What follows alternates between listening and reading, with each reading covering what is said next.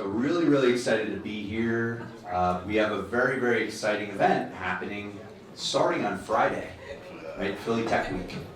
And, you know, I came up with the idea for this event because I was looking online and I saw these events and I was like, how is anybody gonna figure out all these events? And does anybody even know about all these events? So that's why I put this meetup together. So I founded this meetup. Again, my name is Michael Bertoni. I'm the founder and CTO of Philly Tech. Really excited to have everybody here. Wanted to just give a quick shout out to WeWork. So Steve, if you want to come up here real quick. So WeWork is awesome. I work here, and they are giving this space to members for free to use, as well as the beer. Free beer, free space, right? So, and I think everybody's heard of WeWork, but I want to introduce you to Steve, and Steve's going to say a few words, and then we'll get started. Thank you, Mike. Appreciate it. Hey, everyone. My name is Steve. I work on the community team here at 1601 Market. Just want to welcome everyone here to our space, and thank Mike for putting this all together. For those who aren't familiar with WeWork, we're a global co-working space. We have 4 locations in Philadelphia, and more importantly, we serve about 2,500 members in this city. So, you know, as Mike alluded to, we always encourage folks to use WeWork as a marketing tool, and just as a tool to sort of raise awareness for their brand, essentially, which Mike has done tonight. So, if anyone has any questions on WeWork, I'll be right in the back there. We're back. This is Michael Bertoni, founder and CTO of Philly Tech. It's really great to be here. This is the Philly Tech Week pre-launch party. And I have a really special guest with me. This is Lisa Simon. She is the founder of Therapy for Success. It's great to see you, Lisa. Thanks, Mike. Nice to be here. Yeah, so Lisa, tell us a little bit about your business and what you do. I own and operate a private practice specializing in treating eating disorders, food and weight addiction, disease, body image issues, concerns with exercise and food. Women's health predominantly, but we also serve the male population. Great. So tell us some of the things that you're dealing with as a business right now when it comes to technology. Are you looking for people? What type of technology solutions do you use internally? Great question, Mike. We're using and looking for software to manage our business internally for our clients, since we are a paperless company.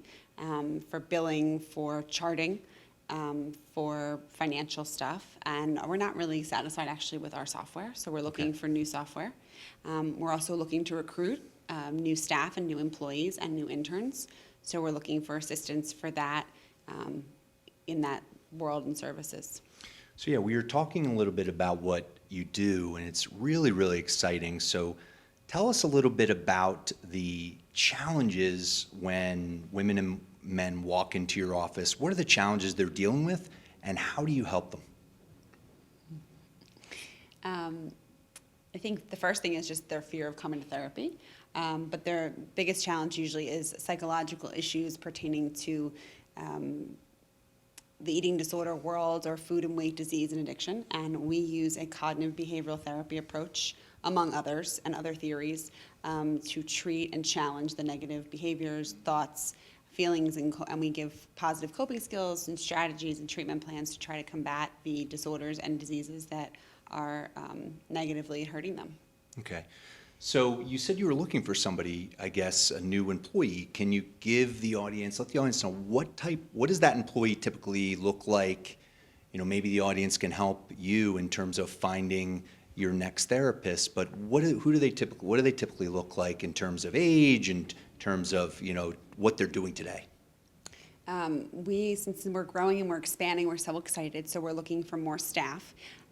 We predominantly hire women, as there are more women in the field, more young women that are connecting to our population, which is usually high school to 30s and 40-year-olds that are excited and new in the field and wanting to kind of dig their feet in and do the work, but also have the experience with a graduate degree, a license in the field, and have experience, but also wanting to learn in a small boutique practice. Great. So it's been great talking to you today, Lisa, and I'm really looking forward to getting to know you better. Thanks for coming. Thanks, Mike. Thanks for having me. So I wanted to briefly just go through the agenda and kind of talk about what we're going to be doing. So everybody has enjoyed the networking and free food and beer, right? Has everybody enjoyed that? Okay, great. Has everybody been making connections, getting business cards? Has everybody been doing that? So that's obviously one of the things I try to do at my meetups is make sure there's ample time for networking with other people. So kind of quickly just going through the agenda, we're going to cover, I'm going to cover as best I can for you guys what's going on during Philly Tech Week, right? So I'm going to bring up all the events. I'm going to talk about the events that I think are great to go to. Unfortunately, a few events are sold out already, so I'll tell you about that as well. So I'll tell you all about Philly Tech Week. It goes from basically starting Friday, all the way to the following Sunday. So then we're going to have tech speakers in good rapid order, like probably 10 to 20 minute speeches. And all of these folks are technologists, software companies, technology companies. So we're going to have Michael Puscar, the co-founder and chief data scientist for Source Meridian. He's going to be talking about obviously data science and machine learning and artificial intelligence, things of that nature. Then we're going to have Jeff Paul. So one thing I wanted to mention, everybody, I think if everybody saw the message I sent, if you did not, this whole entire thing is being Viziotaged, right? You're being Viziotaged right now. No, you're not. So this whole thing is being Viziotaged, and what that means is this is being videoed, and their technology, really simple to understand. If you watch a YouTube video and it's like an hour long, how do you know where to go 10 minutes ahead to the next speaker, to the next person, to the next thing? They have the ability to have you tag the individual parts of the video so you can go right to it, right? So everybody's going to get access. So once we do all the tagging and everything, I'm going to send it to everybody out through the meetup. So everybody has the video of everything here. And we also did a bunch of founder 3 to 5 minute videos as well. So that's really exciting. So I wanted to make mention of that. Jeff Paul is here from Viziotag. We got Rich Gallagher, Chief Product Officer for Energage. He's in the back. Energage is a great company, just doing a lot of really exciting things with increasing employee engagement, employee satisfaction internally. And he's going to talk more about that. We have she goes by Lizzy. You can call her Elizabeth, and then maybe when you get to know her, you can call her Lizzy. But her name's Elizabeth Platt, and she was just promoted to be CEO, COO of Legal Science. And she's here, and Legal Science, a really cool company doing a lot of things with policy automation. And Dan Lamont, cool company here, Threshold.world. He is going to give you the best minimalist presentation you've ever seen in your life. It's great. So he's launching the company, and a colleague of mine just accepted an offer with him, and a really exciting company. He's going to tell you more about that. And then Allan Krause, he is the principal of Blind Spot Strategy. He's going to speak, and he is all about more of a focus on helping you get funded, learning about strategy around funding. Also does coaching for software and technology companies. And then I'm gonna end things off with a short presentation. All right. So I don't know if I mentioned this, but so I'm not going to read all this. So I'm just really excited to be here. So I've been involved in technology for over 20 years. My specialization is really working with startups, whether they're self-funded or funded somehow or venture-backed. And I really focus in 2 areas around engineering, engineering development and sales. And I'm all about giving back and helping people, right? So my biggest motto is always you got to give to get, right? So you got to give value. If you give value to people, usually it comes back and they give to you. So yeah, that's just a little bit about me. I didn't want to read it off, but so we're going to start things off here with me reviewing what's going on. I'm going to go through this with you at Philly Tech Week. So is everybody aware of Philly Tech Week? Is everybody aware of what Philly Tech Week is? You guys aren't aware of it? You're not aware? Where are you from? Philadelphia. Philadelphia. Okay. Yeah, it's okay. It's okay. So Philly Tech Week is a week-long celebration of tech. It's the biggest week of tech in Philly, right? It's really exciting, and it goes from the 3rd to the 11th, and there's a lot of events, right? So this is just high level, and then I'm going to go in and show you the website. So it's managed and run by a company called Technically, right? So technically, there's basically one company. It's kind of amazing. We should all get together and start another company.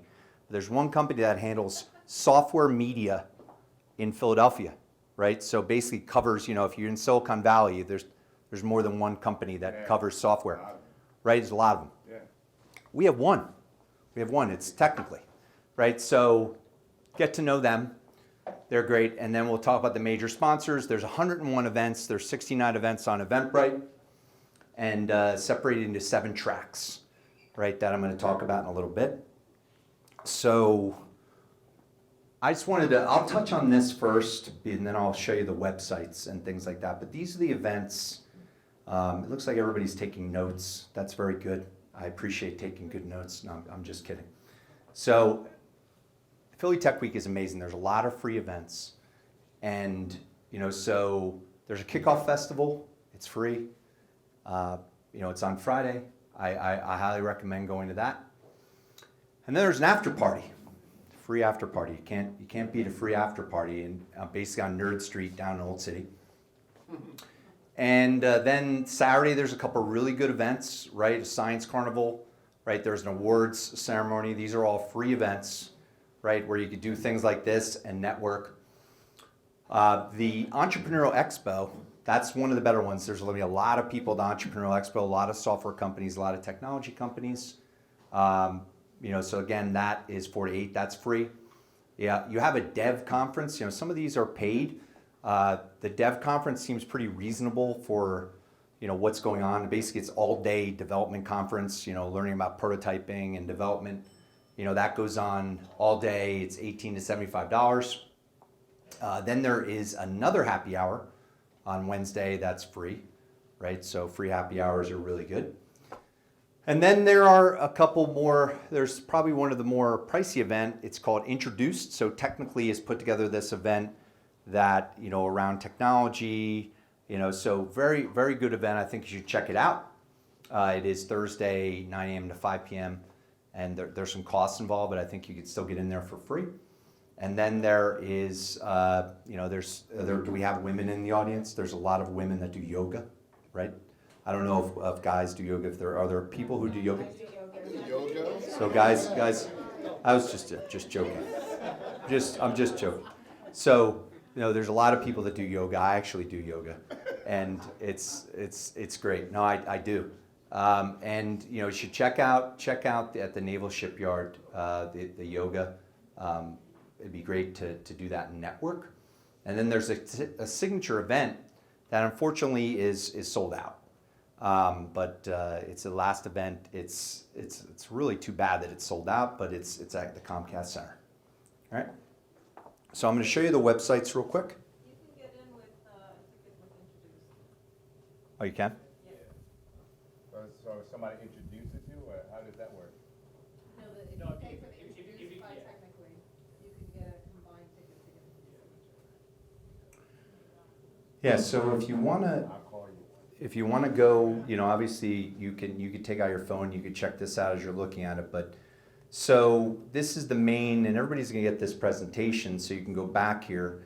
But this is the main site for Philly Tech Week, and basically you want to click here to go register for events, and then you also have. Well, there was 101 yesterday. Now there's 102 events. So these are the two main links. Right, so I am going to go to the register for events on the Meetup. So, I'm sorry, not the Meetup, Eventbrite. So there is basically everything's done through Eventbrite, and if you look through here, it says that there's 69 total live events, right? And if you go back and show the ones that I recommended.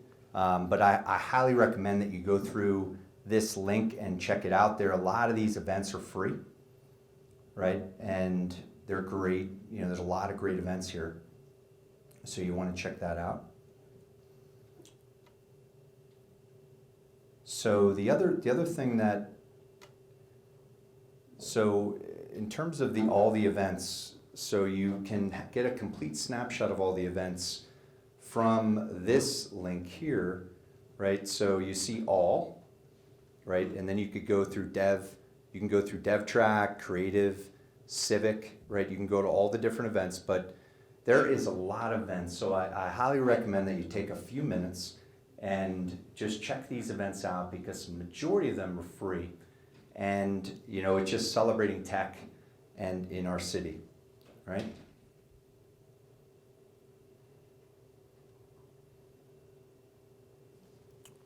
Okay.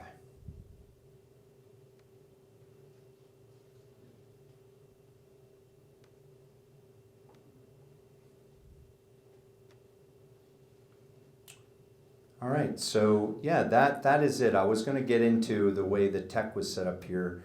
Does anybody have any questions at all? Again, I'm going to get this presentation out to everybody, but these are the events that I recommend. I apologize. Originally, I was going to try to go to each one of the links of this, but just the way the tech was set up here, I couldn't do that. So does anybody have any questions? So that concludes the first speaker. So okay, question? All right, so I have a question. So I'm from Philly, but I spent a lot of time on the West Coast. Mm-hmm. So on the West Coast, we had a team, and how we would canvas network events that we would do, we would have a shared database. So then that way, you know, we can upload massive amounts of contacts Sure. into one database. Does Philly have anything like that as far as a network, like what you said, like with that company? Is there groups that Mm-hmm. go and kind of work together, and it's like a war strategy? It's like where different people are at different places, but all on the same kind Yeah. So actually, the last presentation that I'm doing, I'm actually going through all the free resources that are offered for Philly Tech. It's the last presentation, right? So I'm going through the meetups, the Slack channels, all of the things, all the sites, all the places you can go to learn more and get involved in groups. So if I understand your question, you know, there's meetups. There's the biggest meetup there. I think you're onto it, and I thank you for it. Yeah. Because I feel like you're ahead. But I mean, boots on the ground, as far as like you're here, you're there, and then everybody's like, okay, this is my data, this is my data, this is my data, and we upload it, and we have this shared database. Can anyone help here? I mean, I know there is this one site where I can't remember the name of it right now, but it aggregates all of these different companies in Philadelphia Tech. Is anybody aware of this site? I know it's like there's all sorts of different companies. You could post events there, but I'm not sure. Can anybody help at all? I'm not sure if I can answer his question, if we have that specifically. What's the question? Like a database that we all aggregate our data to, about that we share data. Besides Meetup? Like a Google Share Doc or something, or? See, this is the thing, right? It's like this. What I'm saying is, it's always better to work as a group than as an individual. So if you could, it's going to be hard. I know I have other things to do other than go to all these network events. You know, just, I'm not trying to be rude. I would love to, but there's no way, because I have a life and I have other things. We all do. Yeah, we can't go to everything. I understand kind of what he's saying. It'd be nice to know who's going to all these events. Somebody, and we work as a group. Listen, how about this? If anybody wants to do it, you know, once they're done, I'm going to be here. We can all meet up, and I'll show you how we did it in the West Coast. And it produced a wealth of information. And what it does is it's called cloning.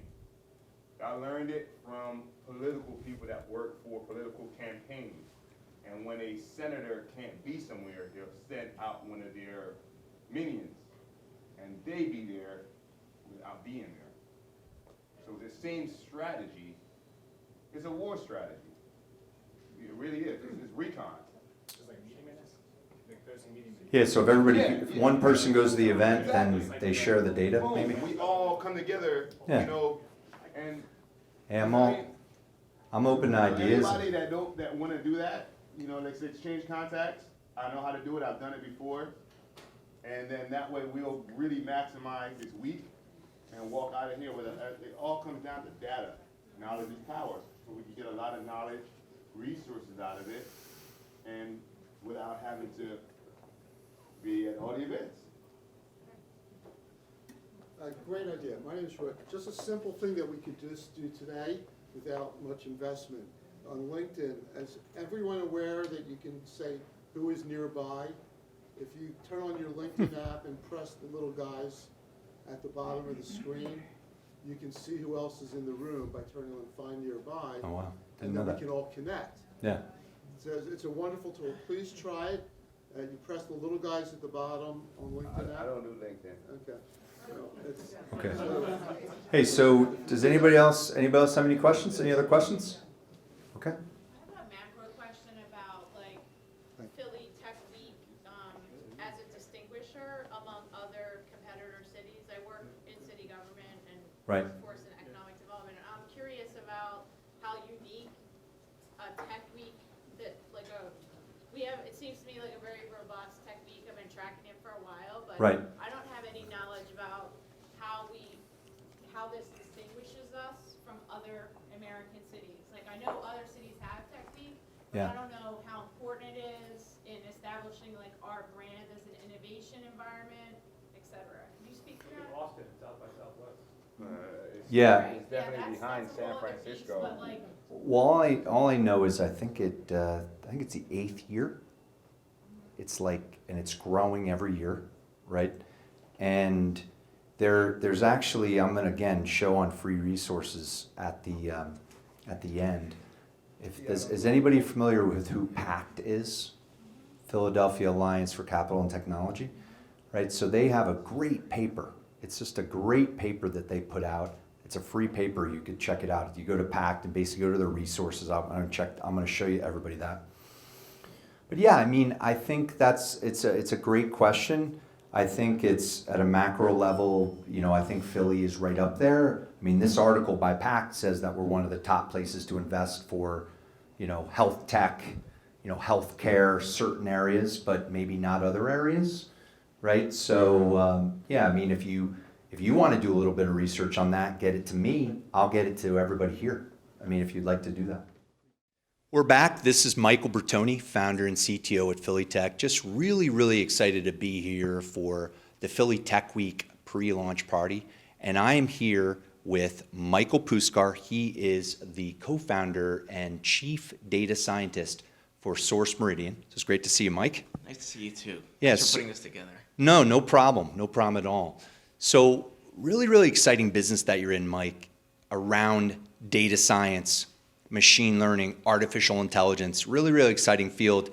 Tell the audience what it actually is. What is data science, machine learning, artificial intelligence? Let's start with basics. Okay.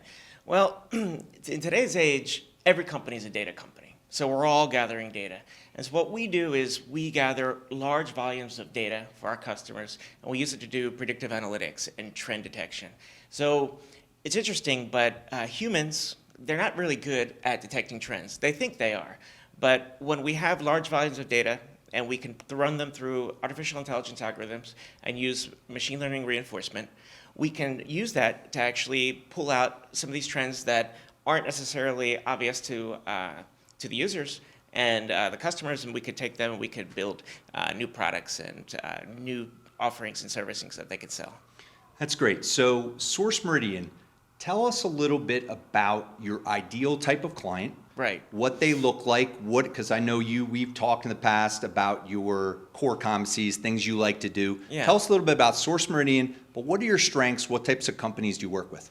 Okay, so I would say about 80% of the customers that we work with are in the healthcare industry. But that just tends to be because they have these large volumes of content that we discussed.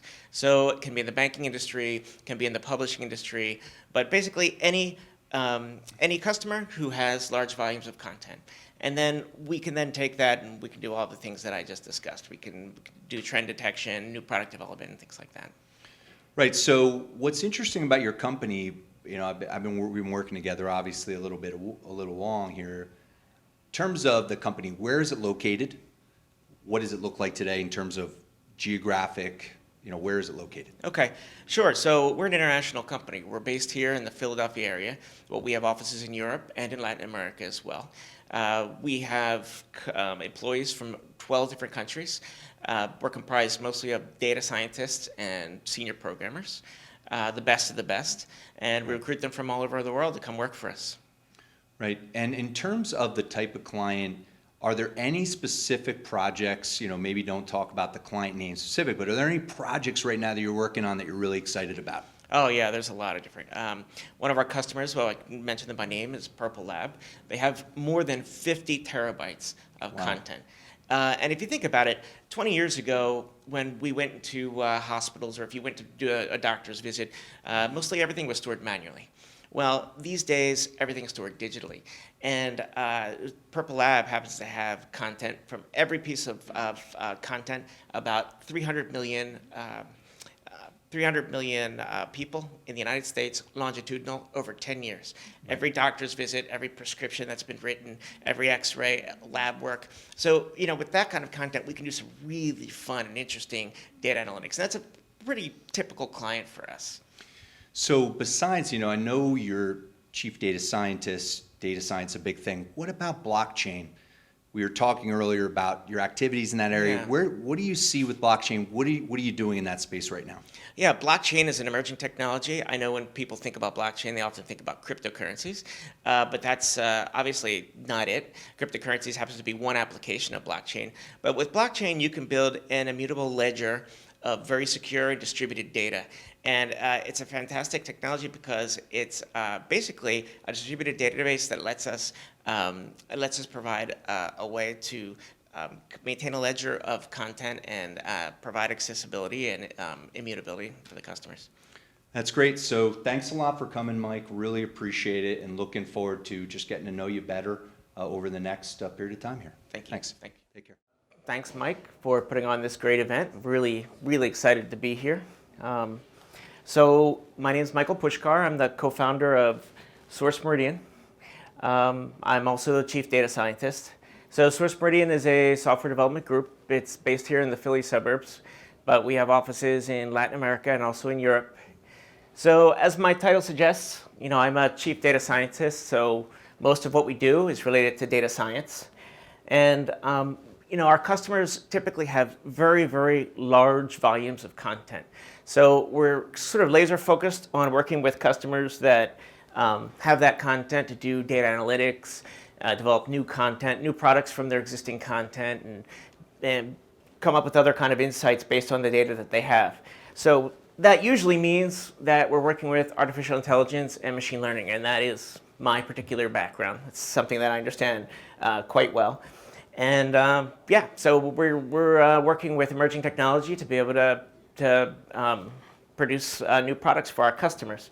So when I talk to people outside of this room, you know, laymen, about what I do, and I tell them I work in the artificial intelligence field, most of them think that I'm building the next generation of Terminators. My wife, she thinks that you know, I play video games.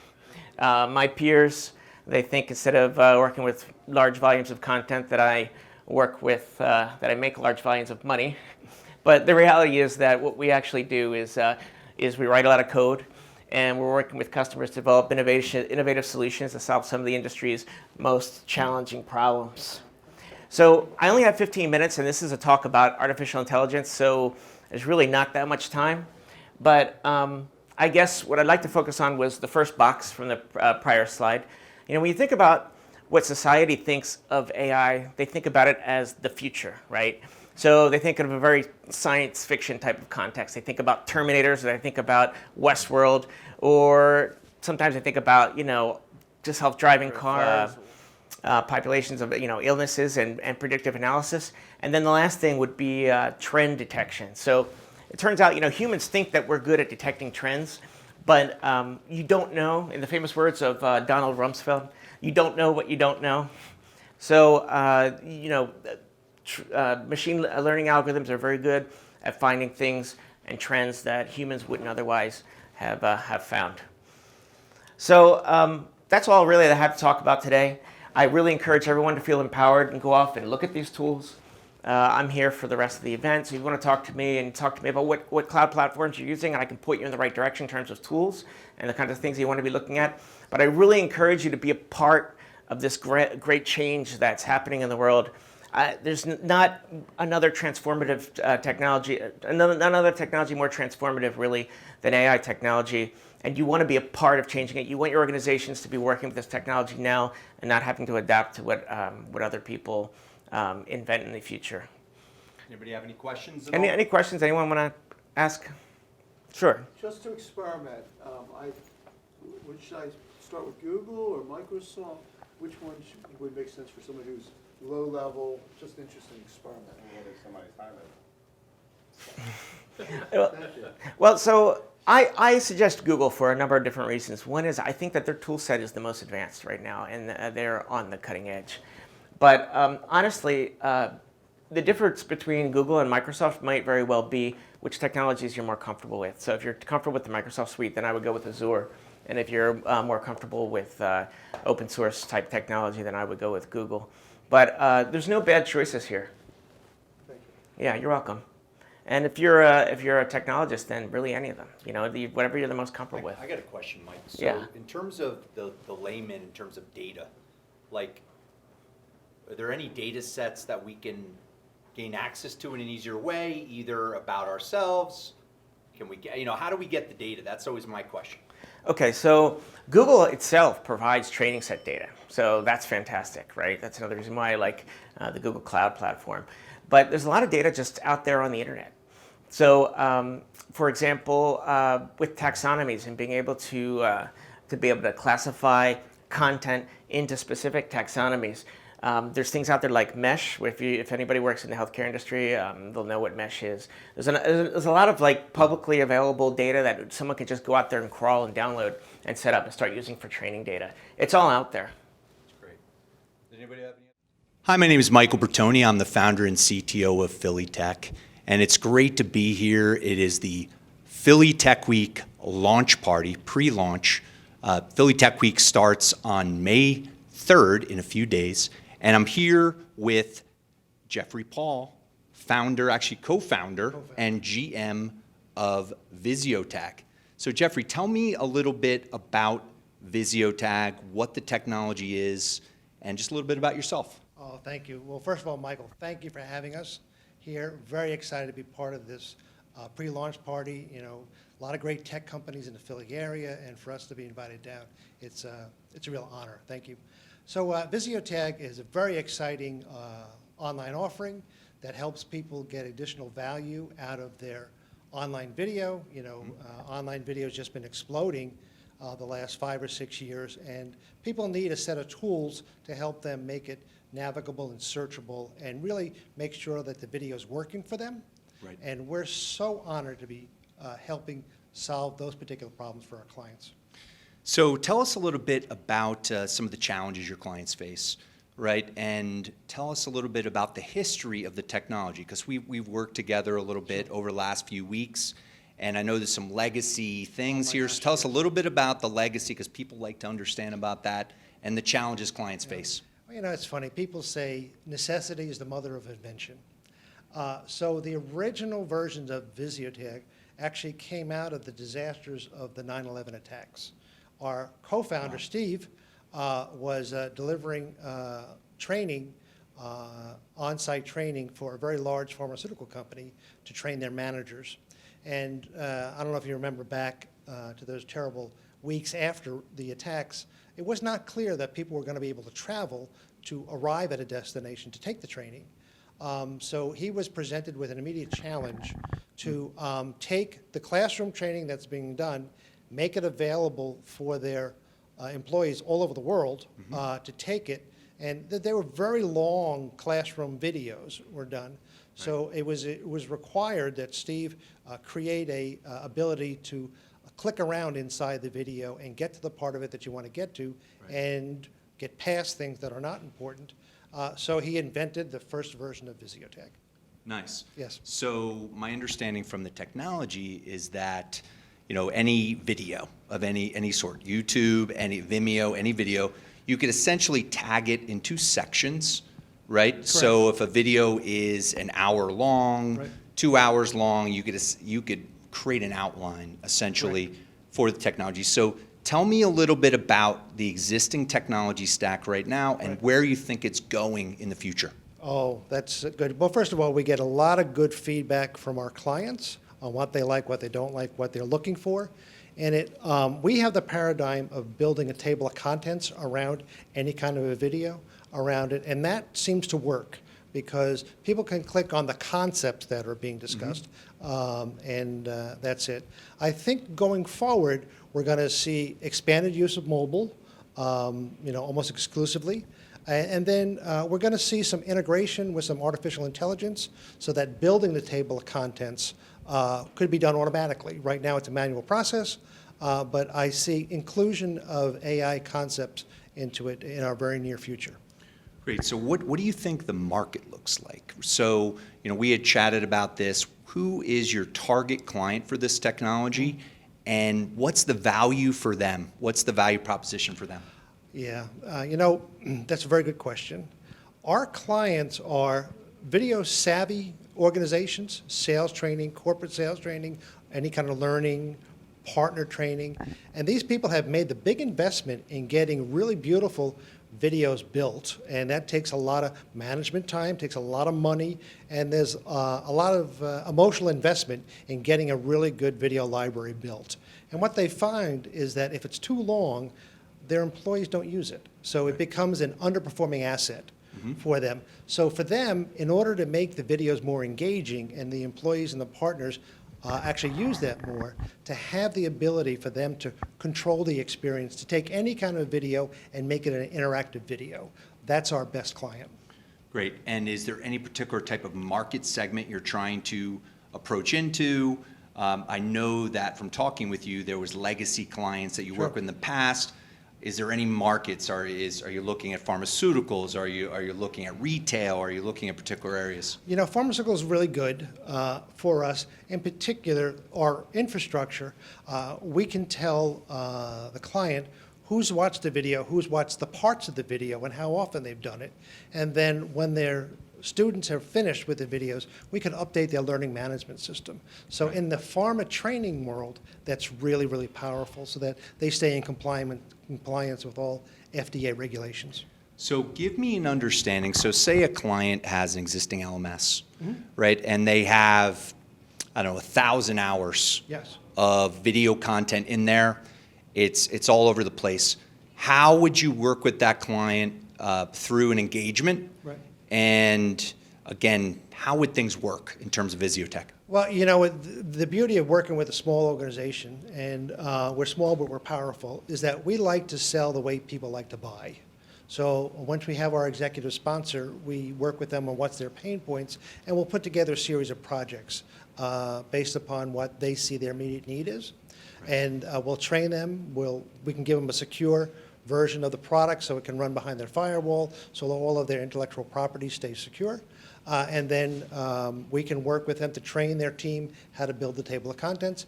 If they want to outsource the whole thing to us, we have professional services, and we'll actually deliver them a final product. Right. So one question that I have that I think everybody needs to understand is, what is it increasing productivity of that organization? Is there any increased revenue potential with this technology? So explain to the audience the value proposition for, so somebody tags your videos, what does that mean for their company in terms of the value for that company? Well, for the company, a lot of intrinsic value of the organizations are caught up in their videos. But if it's not captured, if it's not put into work for it, it's all lost. If you can't leverage it for it. If the sales rep at the remote office doesn't know about a particular new feature or a new policy or things like that, they're not going to be operating at peak performance. If all of their videos are tagged with the table of contents, the employee and the partner and the customer can find the piece of information they're looking for much faster. Right, right. Okay, great. Well, it was great speaking with you, Jeff. I'm looking forward to getting to know you a lot better tonight. And, good luck with Viziotag. Thanks so much. Thanks. Appreciate it. First of all, I'd just like to recognize Craig Dovidio. He's a Viziotag person. I'm from New York. That's where our company's headquartered. Craig is located here in Philadelphia, and he's helped us out on a bunch of events. And at the last minute, he agreed to come tonight. So I'd just like to recognize him and give him a round of applause. So, Craig.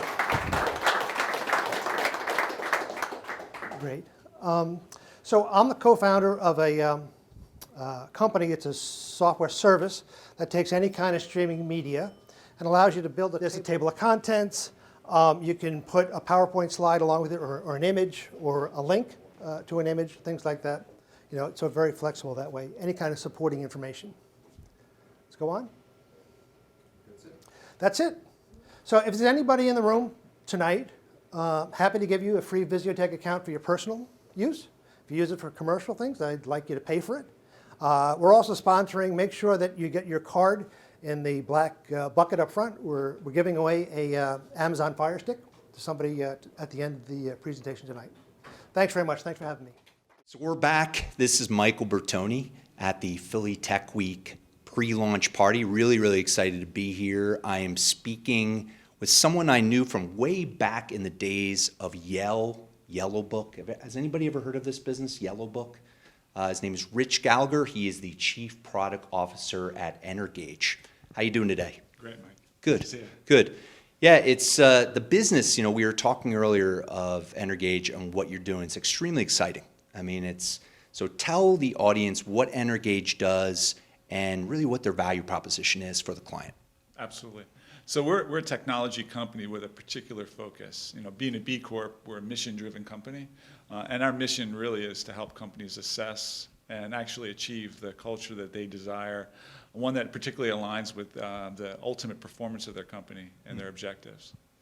Nice. So what does that mean in terms of that? So give us some use cases, maybe Right. some examples Sure. of how your platform helps a client. Sure, but first you have to understand that in today's particularly tech landscape, so much of what happens is commoditized, right? Infrastructure is commoditized. Various technology elements are commoditized. Companies are today looking for every competitive advantage. And when it boils down, in many ways, the culture of a company represents the last remaining strategic competitive advantage. And we're helping companies make sure that they're competitive on that advantage. And so we understand, we've been in business now, so we're not a new business, we're an experienced business who really understands this particular problem space well. And what we're doing is we're helping companies by applying the experience that we have, the science and both the technology experience we have, we're helping companies in a platform way tap into the greater potential of their employees by helping them improve their culture. And so if you think of today an employee experience over the life cycle of their relationship with a company, we can tap into those points of engagement that exist through that life cycle and optimize that engagement for both the employee and the company to maximize that employee's potential. Yeah, so we were talking earlier about the amount of data that you guys have. It's pretty exciting. I don't know if you could reveal it or what you can reveal, but pretty exciting stuff. What type of data do you have access to? I know you were founded in 2006, right? So you've been working with a lot of companies. I think you said like 50,000 companies. What type of data, describe to the audience, I think it's pretty exciting, the type of data you have and the possibilities with that data. One of the absolute values of being in this business for more than 10 years and actually being the enabler of the Top Workplaces program nationally is we've been able to get inside of more than 50,000 companies. More than 20 million employees have participated in that program over the past 10 years.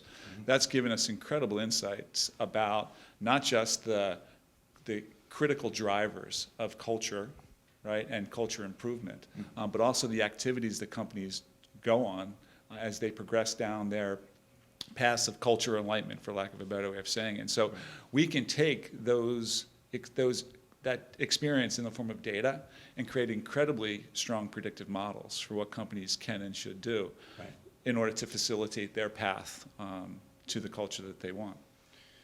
Yeah, so are there any particular challenges, what are the main challenges that you see the client facing? So when they come to you initially and they have these types of challenges, what are those challenges that they're dealing with where your platform can help them? Right. This is a new area of focus for many businesses. So one, we have to help educate the business of what this is all about, how they can, one, understand it, two, how they can actually tap into it in constructive ways. So one is education, and two is getting them to see the relevance for their business. So in most cases, businesses that are willing to open their mind to it, our assessment process itself is for the most part the step in what in many cases is a very long relationship with customers, because we can show them what they aren't necessarily able to see themselves. And so we've been taking that approach, assembling all of the capabilities that we've amassed over the last 10 years of operating, bring those together in more intelligent ways, right? So bringing them into a more integrated platform experience. Right. And now we're starting to invoke a lot more sophistication, applying the data that we've accumulated to allow that platform itself to be much more relevant and responsive to that individual company's needs. And so most companies today, if they're willing to open themselves up to that level of assessment, usually see the value of our products and services. That's great. So it's great talking with you, Rich, and I'm looking forward to getting to know you better in upcoming weeks and long term here. Thanks, Mike. Thank you. Take care. So hello, hey, it's great to be here. I'm from a company called Energage. We've got offices in Philadelphia and next in PA. We're not a new company, but we're in a company that is absolutely in a perpetual state of growth and innovation. And we land in a segment that today is considered to be an emerging segment called culture technology.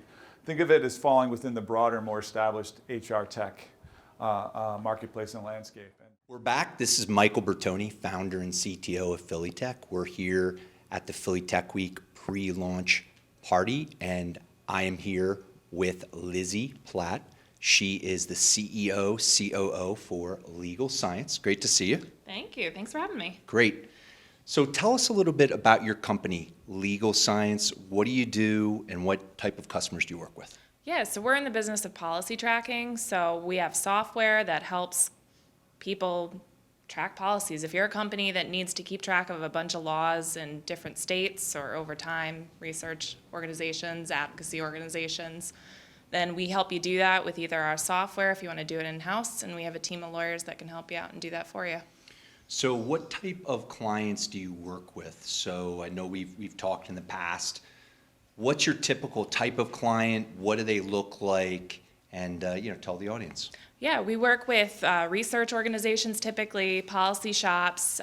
We started out doing public health law primarily with the opioid crisis. There are a lot of different fast-changing laws to track. So we've worked with government organizations, NIDA, to keep track of these laws. But now we're seeing that there's a lot of organizations out there that come across many different laws, need to keep track of them. So we work with trade associations now and companies like Uber or Airbnb that operate in a bunch of different states and need to keep track of a bunch of different things, because we're finding that they don't necessarily have that sort of either in-house expertise or are using basically an Excel sheet to keep everything all organized. Yeah, and that was my next question. So I think your platform, your main platform is called Monocle, right? So tell us a little bit about what the client's doing. So there are a lot of clients using spreadsheets, and what does your solution do to help them to automate the activities they're doing?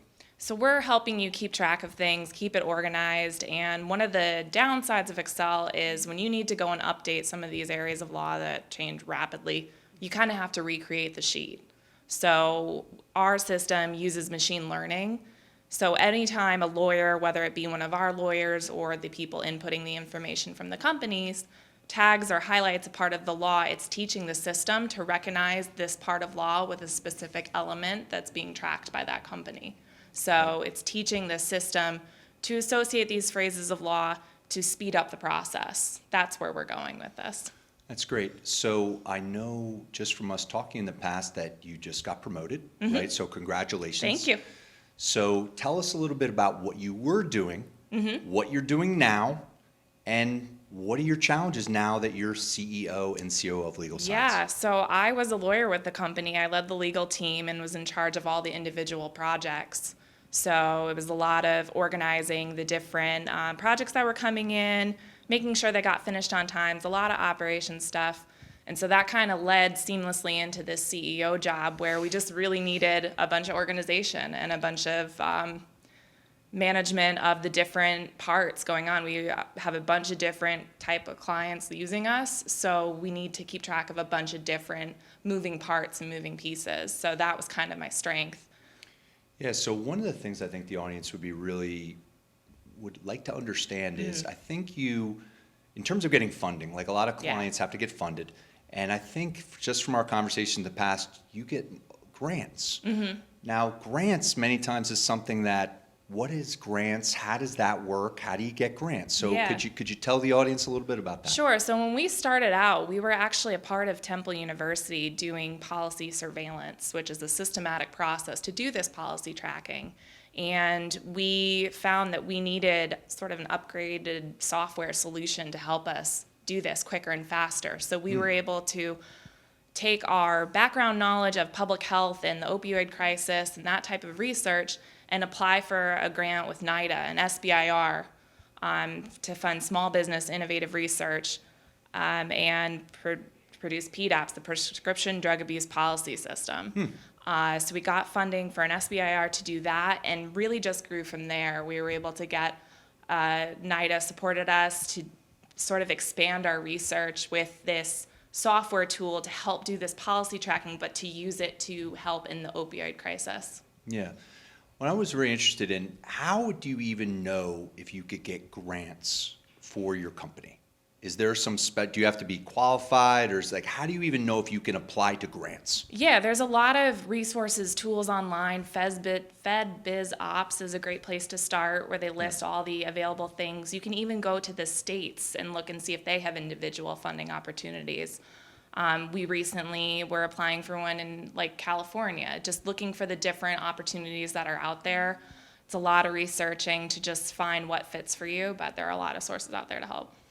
So in terms of Legal Science, where you're going, so, coming right on board now, I'm sure you're needing to put the projections together. Oh, yeah. 1 year, what's happening, Lizzy, in the next 5 years? So Right. tell us where you're going from here. Well, for me, it's finding out what I'm doing in the next week or the next day at this point. It's been a pretty quick process to get up to speed, but one of the things that we're looking at is really ramping up our machine learning so that we can improve updating. We recently applied for another funding opportunity to make the bill tracking technology. A lot of companies out there do bill tracking, so we want to tie that into what we're already doing with our policy tracking for statutes.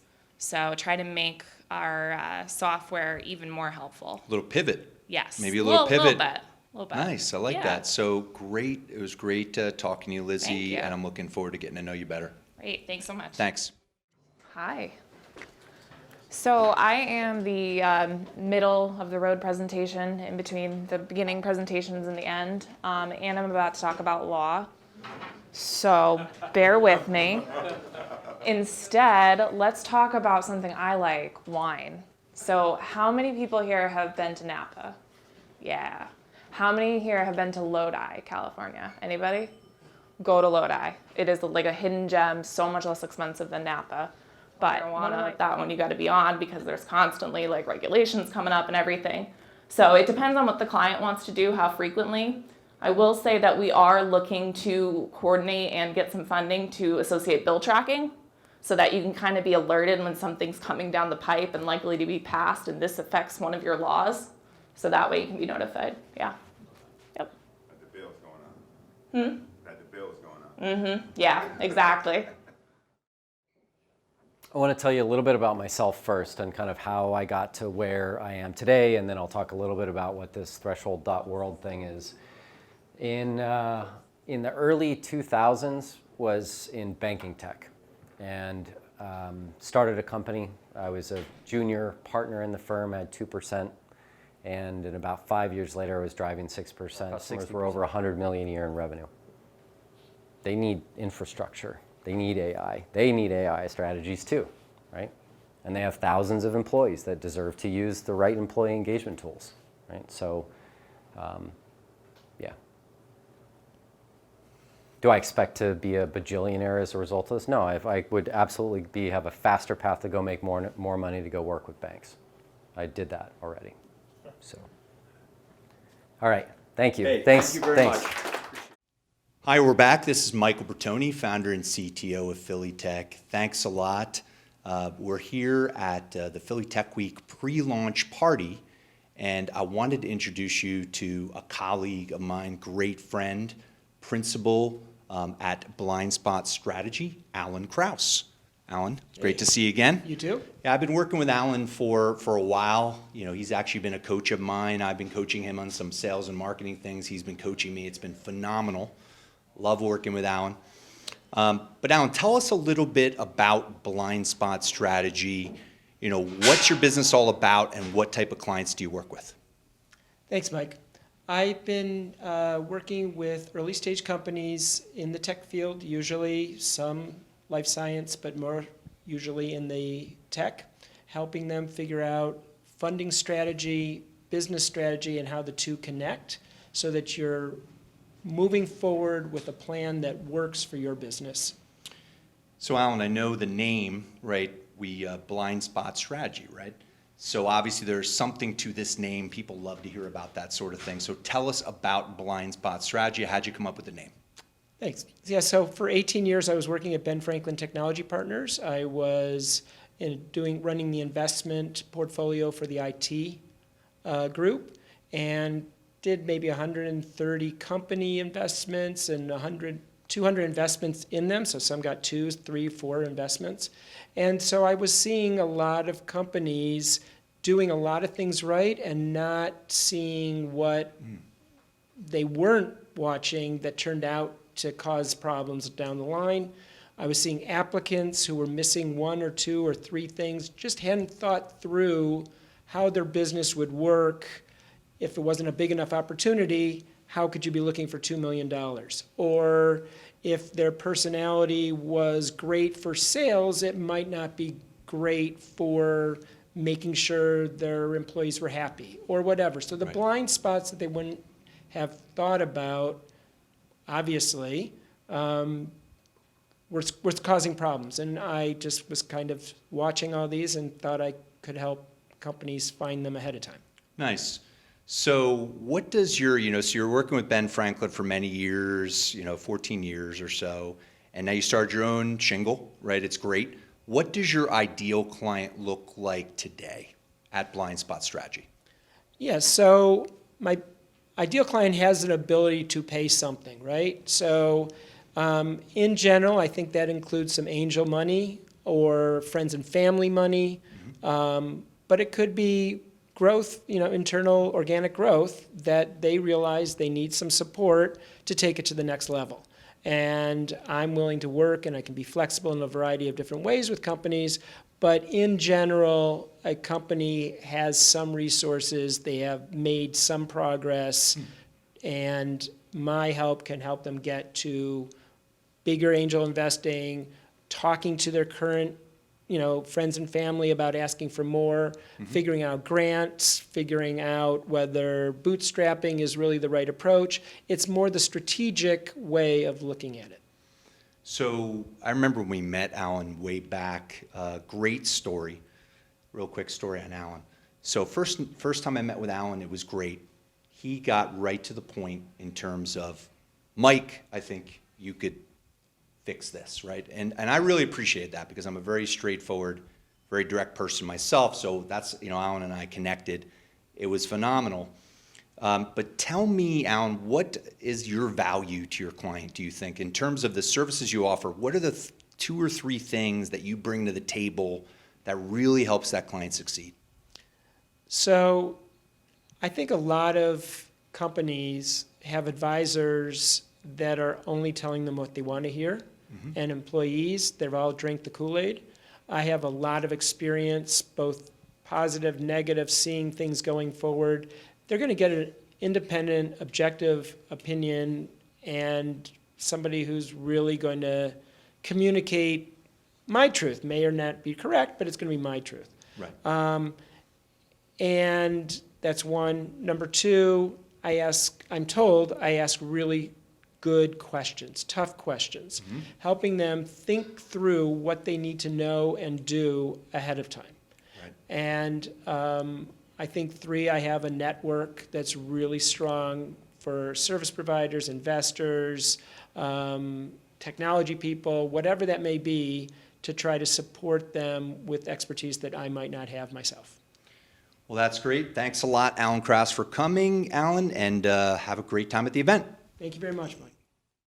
Thank you for sticking through all this. I'm going to try to go probably even faster than this, and I'll just be available and email me or do whatever. But do we have my slides? You can keep going. Yeah. Okay, great.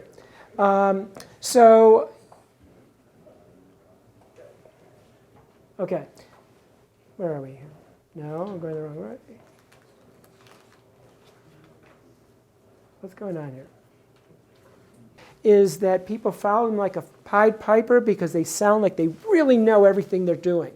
What's bad about it is investors may get turned off about it. So each one of these things that may work for you in one component may have a challenge for you in another.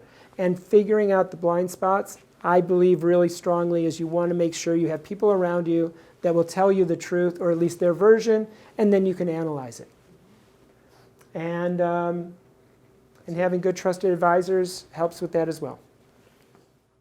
It is 9:30 and we are breaking the record for the longest meetup. We're going to call Guinness. But does anybody have any questions? Seriously, Allan, great presentation, a lot of value here. And I'm just going to go through this last thing in like 3 minutes, just free resources. I just put it together. So Allan, thanks. So I'm going to go through this real quick. And again, really appreciate everybody coming to this today. So, I mean, in terms of what I do, I think of myself as really an expert in Philly when it comes to tech. And what I did was, if you are trying to get into tech, or you're in tech and you're trying to expand in tech, these are the places you need to go to as soon as possible, right, and check out. Most people know about these, some people don't.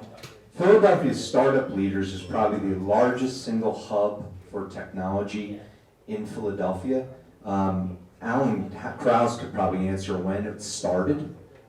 It's been a long time ago. It started like 4 or 5 guys like in Philly. I don't know what year it started. Chris Sarah and these guys. It's been around. It's got a listserv, right? It's got a Slack channel. Listserv is, if you guys know what that is, Google listserv. It's got a Slack community. So the other one is Pact, right? I was going to do a demo of Pact. I absolutely check out this website. There's a couple papers on here that explain how Philadelphia is one of the best areas in the country for investing, right? A lot of people say Philly sucks about investing. It's terrible. And then you see these articles about healthcare and biotech in these areas. Getting investment is, I think, all kind of what you make it, right? If you want to get investment really badly, you'll get it, right? You just need to be talking to the right people, right? That's my feeling. A lot of people are talking to the wrong people when it comes to investing, right? So Philly Tech Guide, right? Another great site actually put together by Philadelphia Startup Leaders. It has basically the top tech companies. I was going to do another presentation that talked about the top 50 tech companies in Philadelphia that I do, right? A lot of those companies are like on phillytechguide.com. There's a Philly Dev community Slack channel. These are the places, Alex, that, these communities I hit when I'm helping clients find resources. I mean, I'm generally attacking these communities, right? Because this is where these people live and where they work. Technically media, again, we have one source of tech media and software media in Philly. It's technically one, right? It's amazing. You know, maybe Dan should start another one or something. We just need another, no, probably. He's busy. Sorry for the nonprofit. So these are the meetups that I like. You know, obviously I like my meetup. Philly New Tech Meetup, it's the biggest meetup. You know, there's probably 250 to 300 people at each one of their meetups every month. Bootstrappers Breakfast, if you have a software or technology, or you just want to see people do pitches. Basically, these guys are doing pitches, and they're doing it all over Philadelphia. There's one in Delaware, there's one in Princeton. Basically, you just go and you could learn, like, you know, how to do pitches. First Round Capital. Has anybody heard of First Round Capital before? First Round Capital is probably the best Series A investing company in the world, and they're based in University City, and they have a phenomenal database on here of news. Like if you want to check out the latest news, aggregated news on anything tech, go there. These last ones are probably the most important, one of the most important guys, AngelList. Has anybody been on AngelList before? Okay. So if you want to get into the startup world and work for startup companies, right, you go to AngelList, you type in Philadelphia startups, and like 150 companies will come up, and it'll be jobs, it'll be tell you what's happening. So go to AngelList. Every startup, I was just talking with my partner Mike Puscar about this today, every startup needs to have a great Crunchbase profile. Mike Puscar told me this today, and was talking to an investor about it. Like, you gotta have a really good Crunchbase profile. There's a lot of good data about startups in Crunchbase about, like, so you're wondering, hey, Sidecar, who's their investor? Just go to Crunchbase and look up Sidecar, and you'll know that it's, you know, a guy that's around my age named Mike something. He's like a billionaire. He worked for GSI Commerce. You know, he's 45 years old, and he's a multi-billionaire. Right, you know, he's one of the richest guys in the Philadelphia area. Does anyone know his last name? Michael something. He's pretty much the second richest person in the Philadelphia area outside the woman that owns Campbell's Soup. He started GSI Commerce. Now, this, startup school. Okay, this, you have to go here, guys. Basically, Y Combinator, has everybody heard of Y Combinator? Okay. Y Combinator put their whole entire educational way they train their startups online that you can view. It's like 50 videos of how to build product, how to do marketing, how to recruit, how to do everything. Right? It's amazing. They actually have a startup school. All the videos are on YouTube. They're amazing. They updated them. You know, if you're building a product, you got to go there and check it out. Right? Dream Adventures, they're local. Right, again, these guys are a tier 1 incubator, and I forgot to put Techstars on here. Techstars just moved into Comcast, right? So basically, we have a tier 1 incubator in Philly called Techstars that is part of Comcast right now. Dream It, you know, I love Dream It. You know, they're most likely like a tier 2 incubator, but very good incubator. They actually referred me one of my best clients last year. I mean, so I'm very, very happy they're one of my partners. Now, the last thing I wanted to say is everybody need to hire people? People need to hire people? Okay, hire people. All right, this system here I use for my clients, and it's completely free enterprise, you know, completely free, no catches, completely free enterprise ATS. You could post up to 10 jobs for free forever. The thing when you're getting a free applicant tracking system, and you're like, oh, I got an applicant tracking system, like Rich will be like, yeah, I have one of those, or we have one of those, but the key is, does it aggregate? When you post a job to a job board, right? You have a job board. Yeah, we got a job board. When you post the job to this job board, it posts it to 30 job boards, Indeed, LinkedIn, all the job boards for free, right? So it's completely free. It's amazing. You know, and you know, you get a lot of the people, and it allows you to actually also do hunting, because it gives you a shortened length of the job as well that you can use to hunt people down and actually find those people for you. So that is it. Thank you everyone for coming. I really, really appreciate it. And if you have any questions, we'll be here.